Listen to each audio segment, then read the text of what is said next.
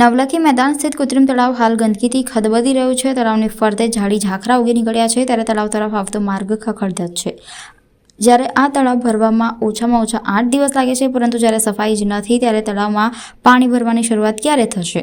વડોદરામાં હજારો શ્રદ્ધાળુઓ દશા માતાની સ્થાપના કરે છે અને 10 દિવસના વ્રત ઉપવાસ બાદ પૂરી શ્રદ્ધા સાથે જ્યારે મૂર્તિ વિસર્જન કરવા કૃત્રિમ તળાવ આવે અને તળાવના આવા હાલ હોય ત્યારે લોકોની ધાર્મિક લાગણીઓ દુભાય છે।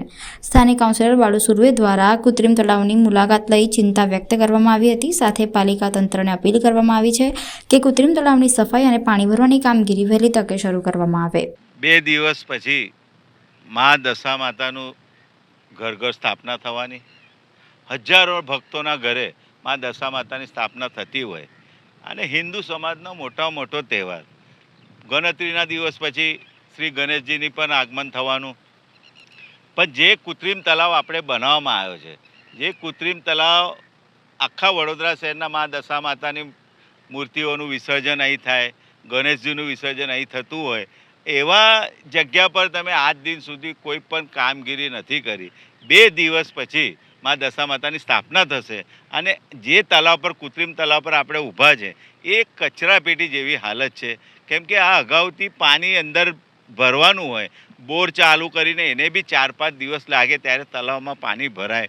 પછી જે લાઇટો લગાવવાની હોય, લોકોને વ્યવસ્થા કરવાની હોય, રોડ પર તમે જોઈ શકો મોટા મોટા ખાડા પડી ગયા છે, આજુબાજુ એટલું જંગલ થઈ ગયું છે। એ તમામ કામગીરી કરવાની હોય ને અધિકારીઓ, સિટી એન્જિનિયર હોય, કમિશનર સાહેબ હોય, એમના ઇતર અધિકારીઓ, એમની ખરેખર જવાબદારી આવે ને એમને ખબર હોય કે આ દિવસથી મા દશા માતાની સ્થાપના થવાની છે, ગણેશજીનો તહેવાર આ સમયે આવવાનો છે, તે આવી કામગીરી હિન્દુ સમાજના મોટા મોટા તહેવાર હોય ત્યારે આવી કામગીરી વહેલી તકે કરવાની હોય અને દર વર્ષે અમને રજૂઆત કરવી પડે, આપના માધ્યમથી રજૂઆત કરવી પડે, પત્ર લખવા પડે। બહુ શરમજનક બાબત કહેવાય, કેમ કે આવી કામગીરી તો અધિકારીઓ ધ્યાનમાં રાખીને અગાઉથી કરવી જોઈએ અને આજ દિન સુધી 2 દિવસ બાકી હોય ને કોઈ 1 રૂપિયાની કામગીરી હજુ કોઈ સ્થળ પર આવ્યા નથી। લાઇટ ઉતારવાની હોય, પાણી ભરવાનું હોય, કશું એક થોડી પણ કામગીરી કરી નથી। તો 10 દિવસમાં વિસર્જનના દિવસે અસંખ્ય લોકો અહીં આવશે।